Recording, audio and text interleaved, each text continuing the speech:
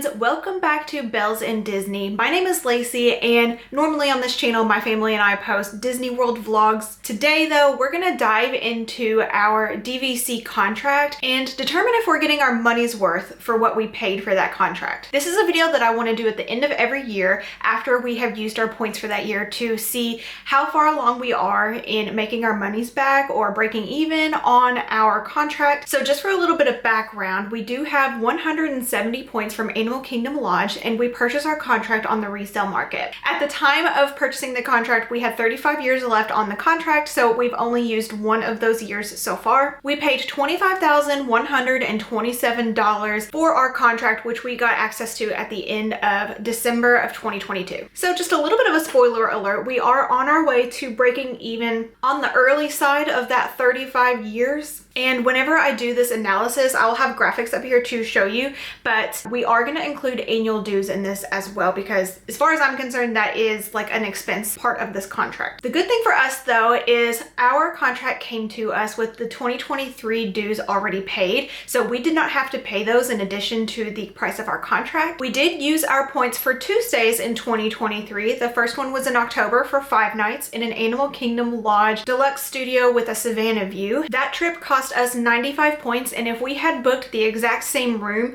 through Disney's website, I'm going to refer to that as a cash stay, it would have cost approximately $4,178. If we had rented the room from an owner, and I'm just going to say at $22 per point, it would have cost $2,090. The reason why I'm pricing this out at $22 per point, because that's the current cost of a Disney one-time use point, and it's just a good place to start. The owners can choose to sell their points for a lot more than that, and they can choose to sell their points for a lot less than that. I would say a $22 per point rental is decent, and anything less than that is even better. And our second stay is still coming up, but it is a 5-night stay in a Animal Kingdom Lodge value studio, which is slightly smaller than a deluxe studio, and there's only a few of them on property, and they go very fast when it comes to the booking window. So we did manage to snag one for Christmas.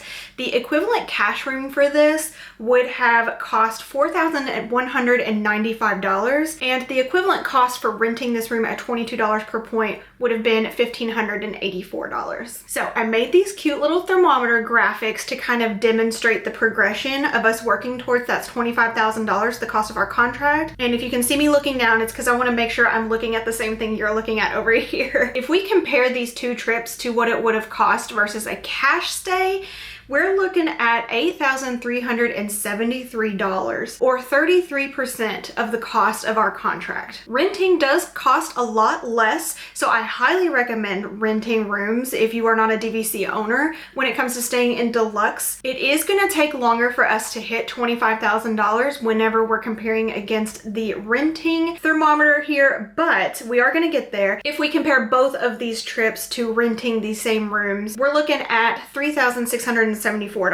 which is just short of 15% of the cost of our contract. So while these numbers are fantastic on their own, like we're already 33% closer to breaking even versus a cash stay, and we're already 15% into breaking even versus a rental, the good thing is we still have 34 years left on our contract. We're on track to reach 100% in the cash thermometer by 2026 or earlier, and we're on track to reach 100% in the rental thermometer by 2030 or earlier. So every year after that we get to use our contract, which it expires in 2057, will be almost like a free vacation. Even if we include the annual dues, they're still not going to cost the same amount as these cash rates, especially with inflation over the next few years, 35 years. So we've only had our contract for 1 year. So this is the first time I'm doing a check-in like this. It is something I want to do at the end of every year just to see how close we are to breaking even on our contract. And I hope this was helpful to you to see